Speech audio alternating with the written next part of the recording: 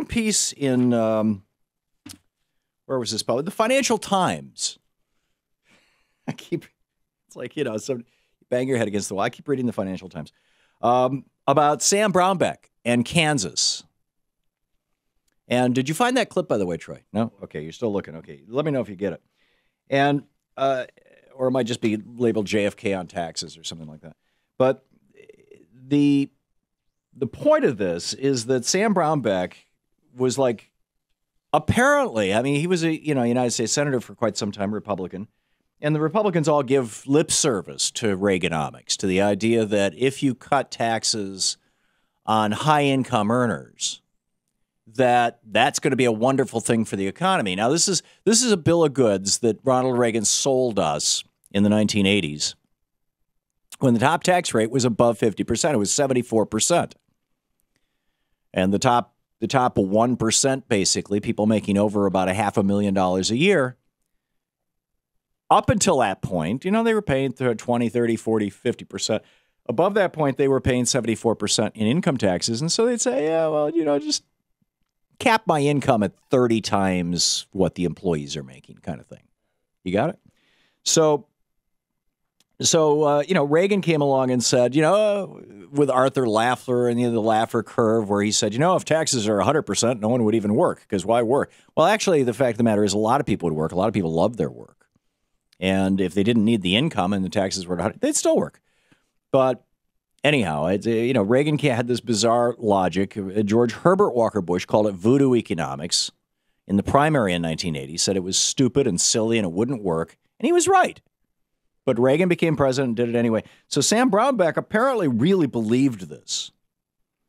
And he campaigned on, you know, 4 years ago on just massive tax cuts for rich people, cutting welfare benefits for working people and poor people, cutting cutting taxes for rich people and corporations, and quote, reducing state spending, cutting spending to education. Scott Walker, actually, in Wisconsin, I believe, has cut education more than any other governor in the history of the country. So here the Financial Times points out that instead, in the fiscal year to June, the state took in less than $338 million in revenue, less in revenues than it had projected, and $726 million less than it had collected the previous year.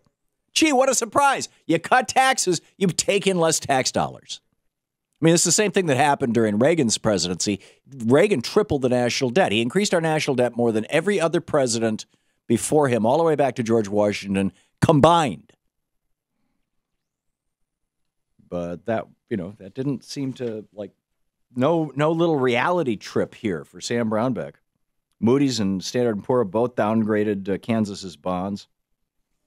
So this is, you know, this really interesting conversation that I think we're on the edge of having here, which would be a really important one to have, which is what should the top tax rate on really rich people be? The top story over at Huffington Post right now by Ben Walsh, economists say we should tax the rich at 90%. And they say all Americans, including the rich, would be better off if top tax rate, including the rich, would be better off if the top tax rates went back to Eisenhower-era levels when the top federal income tax rate was 91%. Now, here's where it gets interesting. They point out currently it's at 39.6%, and you got to make more than $457,000 as a couple or $406,000 as an individual before you start paying 39.6%. In other words, you only pay that on your income after your first $457,600. And they point out that's about 1.3 million people in America make that kind of money. Okay. And then they say, and then the Ben Walsh and Ben, if you get a chance to listen to this, I hope you do. He goes on to then repeat what has become one of the most pernicious of the Republican propaganda stories that has propagated across our political consciousness over the last few decades. You know, there's a bunch of them. You know, Al Gore said he invented the internet. He never said that. He actually said that he was proud to have co-sponsored and signed the legislation that started the internet.